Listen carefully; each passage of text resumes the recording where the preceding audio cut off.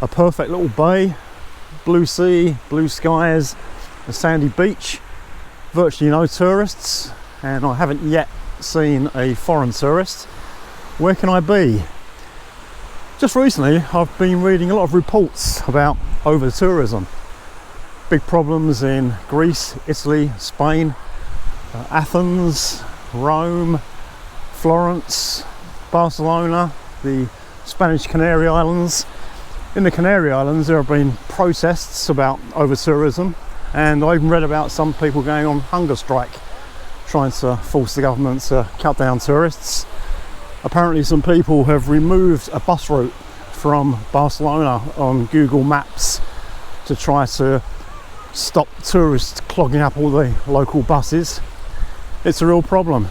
And in Thailand, when there was a report brought out last year about the places that were most over-touristed in the world, the top 3 places belong to Thailand: Phuket, Krabi and Pattaya. So it's a big problem in Thailand, and I really dislike places that have too many tourists. When I went to Phuket at Christmas, it was just too much, constant traffic jams, and when you go anywhere you feel like you're in Moscow, not Thailand.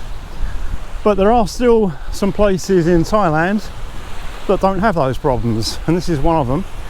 This is on the Gulf of Thailand coast in Nakhon Sri Thammarat province, which is one of my favourite provinces in Thailand. Even in Hat Yai last week for the Songkran festival, I read that there were 100,000 Malaysian tourists, and if you go downtown to do anything it just gets too much. There's no parking and crowds everywhere. Now, I don't think that tourism is a bad thing. It's a good thing if it's balanced. When I went to Samui Island in 1987, there was no tourist infrastructure at all. No hotels, no airport, no electricity on the island. There were just these small bungalow operations, handmade bungalows on the beach, and each bungalow operation had a generator, and that was just enough to give each bungalow one light bulb. And it got so boring that after a few days I wanted to leave. And during COVID in Hat Yai, a lot of places that I use closed down because there were no tourists. So some tourism is certainly a good thing, but over-tourism is a big problem. When my wife's work schedule allows us to go somewhere, I try to take the family away for a break for a few days, and normally we head for Krabi, but this year with all the reports of over-tourism I just couldn't face it, so I looked for somewhere else. And I was quite keen to come to this part of Thailand because I think in a few years' time it will just be the same. I've seen so many different parts of Thailand go downhill very, very rapidly. I liked Pattaya in 1987, didn't like it in 1992. I liked Phuket in 1992, I didn't like it in 1996. And although this place may be really quiet at the moment, there is a lot of beachfront land and there's signs of building already, and I just know that in 5 years' time this place will look very, very different. So make the most of it now and then see what happens in the future. The tourism infrastructure in Sichon at the moment is just about the right level. There are some hotels and beach bars and restaurants, just enough to make things comfortable, but it's not crazy. It's not like Phuket or Samui or Pattaya or Krabi. It's just nice, and this is how I like things. There's no McDonald's or KFC in Sichon as far as I know, which can only be a good thing. And in this beach area there are no shops.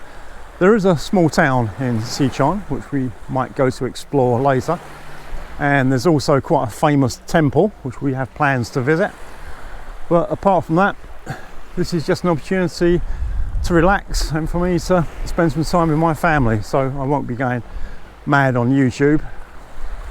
I'll just be taking time out to spend time with them. The other thing I forgot to mention about over-tourism is that because there's a lot of demand and only limited supply, hoteliers can charge what they want. There's a nice hotel in Krabi called the Sofitel that I took the family to a few years ago. It's got a huge swimming pool, got a very nice restaurant. It's a really nice place, and there's a little golf course.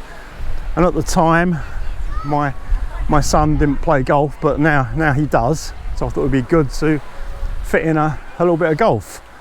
So I looked at the price, and for 3 nights, a family room, which is what we need, was about 70,000 baht, which is crazy.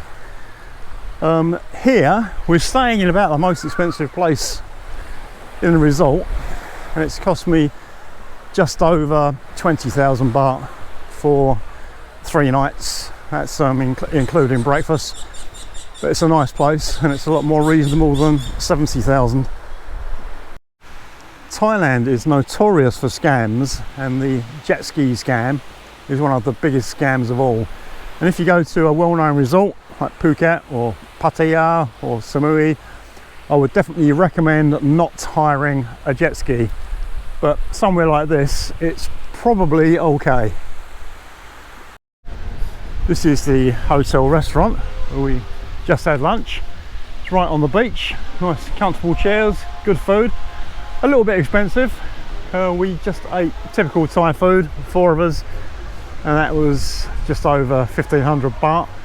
And back in Hat Yai for a similar kind of meal at a good restaurant, I wouldn't expect to pay more than 1,000, but we don't do this sort of thing very often. But for our other meals, I guess we'll probably go somewhere outside where the prices are a bit lower. In addition to the restaurant, there's a small place here that sells ice cream and also a small cafe. There's also a small swimming pool, which I'll show you in a minute. This swimming pool they've got at the hotel is a lot smaller than you'd find in one of the big hotels in Krabi or Phuket. The hotel has a car park. It's not that big. I would imagine that sometimes when there are a lot of Thai tourists it gets very full. There's a reception, and I'll show you our room later, but I'll just wait until there's no one there. As promised, I'll take a quick look at our room. This is a family room.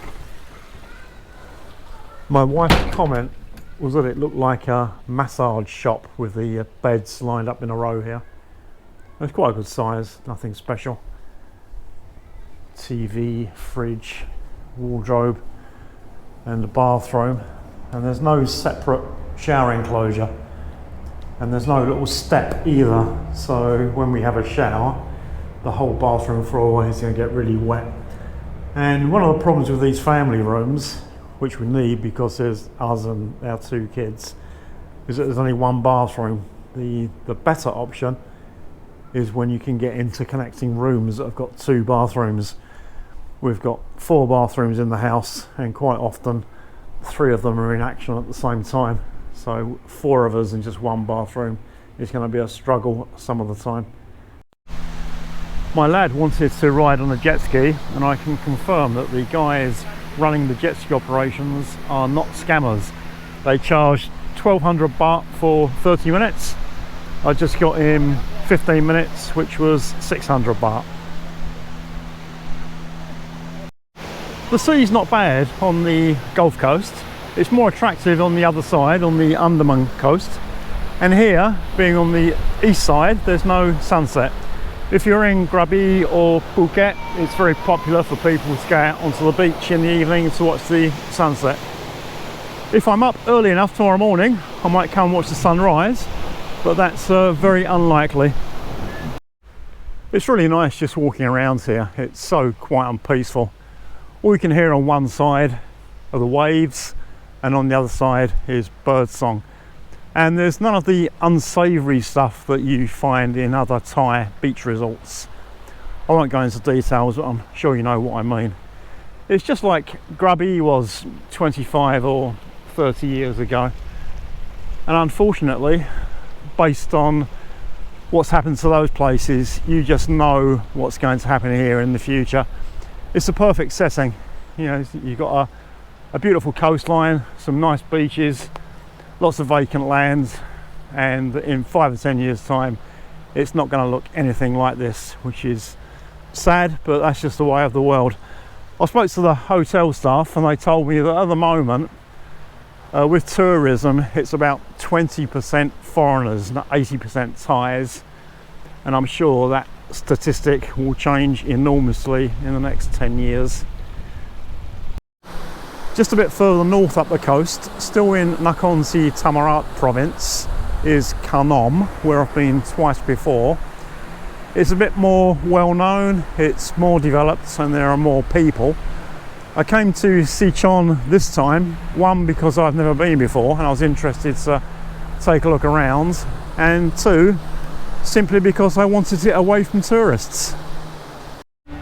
As I suspected, I wasn't up early enough to see the sunrise, but looking out east you can see it's pretty bright out there. And this is the breakfast room at the hotel. It's fairly standard for a Thai hotel. There's an egg station here where they all do eggs to your own specification, toast and croissants, some fresh fruit, some Thai pastries, Khanom Thai, and patong gol, which are the Chinese fried dough balls, coffee and tea, milk, juices, and here we have all the Thai breakfasts. The Thais eat curry for breakfast just as they eat curry for lunch and dinner, and that's it. A fairly typical Thai hotel breakfast setup. We're going to a temple now, and what I was saying before about wanting to go somewhere quiet with no people will be completely contradicted, because this place will be packed. Thais come from all over the country to Sichon just to go to this temple, and I'll explain in the car why, because I think at the temple it could be quite noisy. There's a tradition of letting off firecrackers. So a long time ago, back in the Ayutthaya period, a famous monk from the south was going to Ayutthaya, and he was travelling with a young lad. And they got to this temple in Nakhon Sri Thammarat, and the monk sensed there was something special about the temple, so he got the young lad to stay there to look after it.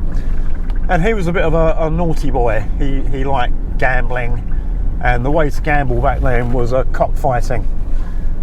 So he wasn't really doing what he was supposed to be doing, but he did have some special powers, and he helped the villagers. If the villagers had a problem, like a missing cow or something, they went to ask him, and he was able to help them. But unfortunately, he drowned. I'm not sure if it was deliberate or an accident, but he drowned.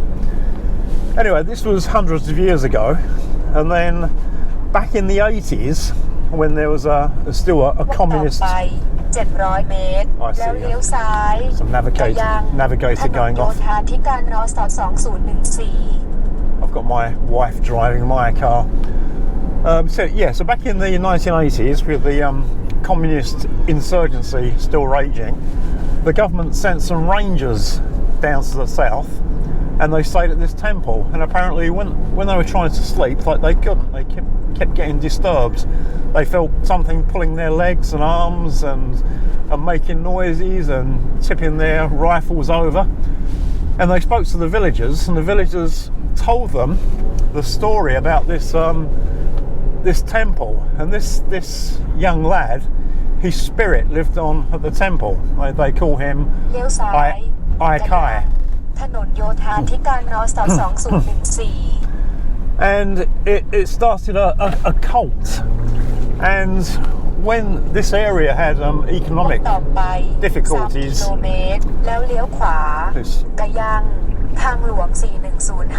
about this navigator. Yeah, when there was a big economic problem with COVID, this temple really helped the local economy, because Thais all over the country were having money problems. So they came to this temple first to pay homage to this Ai Kai and get some good luck. And this sort of tradition is still going on. A lot of the people at the hotel, we heard, were coming to the temple today, so I expect it to be really busy. And because this young lad liked cockfighting, it's a tradition to take small chickens to the temple. And there's a few other traditions, one of which is letting off firecrackers. So we'll see what's going on when we get to the temple. This is the road leading down to the temple. And because Thais go there to make merit, tambun, they need to take something to offer to this spirit that lives at the temple. So a load of shops here selling chickens and other things so that Thais can make merit. Very, very superstitious people, the Thais. Probably the most superstitious in the world. There's a Thai motorcycle club coming to visit the temple. Some really nice big Harley Davidsons, beautiful condition. I'm not a biker, but I can appreciate good engineering. These are lovely bikes. These guys are from Bangkok and on their way to Songkhla. Yeah. Oh, amazing bikes. The wife is just going off to do her tambun merit making thing, which is extremely important to all Thais, part of their belief system, probably the most important part of their belief system. The drive down here was quite interesting. It's a beautiful road. You go through some lovely Thai countryside. It's just full of shops selling chickens so that people can present something at the temple and pay homage to Ai Kai. And when the cult was really raging 3 or 4 years ago, loads of shops opened, and now it's sort of diminishing slightly. Some of those shops have closed, but there's still a lot of shops along that road. The temple must receive an enormous amount of money in donations for merit making, but I did read yesterday that a few years ago the temple donated 10 million baht to a local hospital, so the money does go to good causes. I'll let her do her merit making thing first, and then hopefully we'll have a chance to look around the temple. The big Buddha image up there is surrounded by scaffolding, so it looks like it's been renovated at the moment. And somewhere in the temple is the original wood carving of this temple boy, Ai Kai. So we'll try and find that, although I suspect there'll be a lot of people wanting to see it. Part of the merit making is to attach money to these fake trees. There's lots of 20 baht notes here, and there'll be other opportunities to make merit.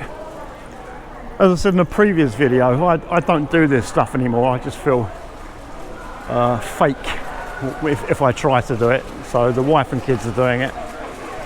And apparently the original wooden statue of Ai Kai is somewhere up here. We'll try and find it.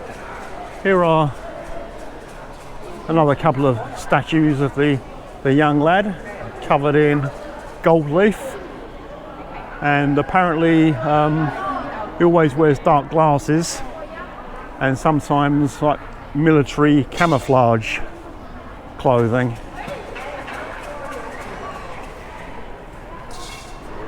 Okay, I think this is the one here. There's a lot of people around it. So I think this is the original wooden statue, and people are covering it with gold leaf. Ai Kai. Kai means egg, and I is a pronoun that's sort of gone out of fashion now. There's a big thing about pronouns in the West these days with all this gender nonsense. Thais are also big on pronouns, but it's nothing to do with gender. It's more to do with levels of politeness. And in the past, there were some pronouns that were used frequently. I, gu, mung. But if you use those pronouns these days, they're considered very impolite. But in the past, they weren't. It's a massive temple, and the grounds are very expansive. There's lots of car parking. And apparently it's a very old temple, over 1,000 years old. And it fell into disrepair for centuries. And then it was refurbished in 1957. And then a few years after that, this cult of Aikai started to grow. And now it's one of the most popular temples, or it's one of the most visited temples in southern Thailand. I just had a quick chat with a Thai guy who told me that by coming here it will make me rich. And just after I arrived in Thailand, a few years after, I think it was 2006, there was another huge amulet craze in Thailand. It also came from Nakhon Sri Thammarat. It was called Jatukam Ramatep, and it was insane. These Jatukam Ramatep amulets were being sold everywhere. There were new shops opening, selling them. And I remember going to a pharmacy, and with all the medicine there was also a counter full of Jatukam Ramatep amulets. When new amulets were issued, people were going crazy to buy them. And on one occasion, a woman was actually trampled to death in a rush to buy amulets. And there were fantastic stories about the power of these amulets, what they could do. You know, whatever you wanted, by buying an amulet, it would sort of, grant your wish. There was one report of a guy that reckons that he was shot at and the amulet deflected the bullet. And Thais really believe this stuff. So that was one craze, and this is another craze, and they both came from the same province. Here's another illustration of the Thai belief system. So there are pots full of sticks, and a woman keeps shaking it until one stick comes out. Two came out there, only one is supposed to come out. And on that stick there will be a number. So once you've got your number, you give thanks to the spirit for choosing that number for you. Oh, she's doing it again. And when you've got your number, you come over to this board, and there are several pieces of paper with numbers on, and you read the one that coincides with the number on your stick, and that will tell your fortune. It's all in Thai, using Thai numerals as well. Your fortune telling is another very important part of the Thai belief system. These are all written in formal Thai, which is usually the case for written Thai. Now, I have a bit of a problem with the vocabulary with formal Thai. Most of them seem quite good, but you don't want to select number 48. The top line says "Kun chok mai di jing." That's you're going to have bad luck. All around the temple there are tens of thousands of chickens, which I'll show you later. And people have also donated eggs. What's the name of the boy was Aikai, the egg boy. And Thai spirits are also very fond of red carbonated sugary drinks. You always see these kind of drinks at Thai temples. And once you've made merit to Aikai, you need to get something in return. And the best way to do that is to get a winning lottery number. So within the grounds of the temple are 1, 2, 3, 4, 5, 6 lottery ticket sellers. There's also a big food court within the temple grounds, selling lots of food, snacks and drinks. This temple has everything. Due to Aikai's love of cockfighting and gambling, there are chickens everywhere at this temple. There are live ones, and there are tens of thousands like this. Chickens everywhere. I'm not sure where we're going next. The kids want to go back to the hotel, and the wife wants to go to a waterfall. We'll decide in a minute. And before I came to Thailand, I thought that within a few years I would assimilate. What I've come to realise now, after 21 years, is that's virtually impossible, because to assimilate you have to accept the Thai belief and Thai value systems, and I can't do that. You know, if I've got a problem in life, I'll do certain things to try and fix it. What I won't do is go to a temple and pray to a little wooden statue of a boy that lived, you know, hundreds of years ago to fix my problem. I just can't do that. And it's fine that the Thais have got their own belief and value systems. You know, I came here because I was bored with the West and I wanted something different.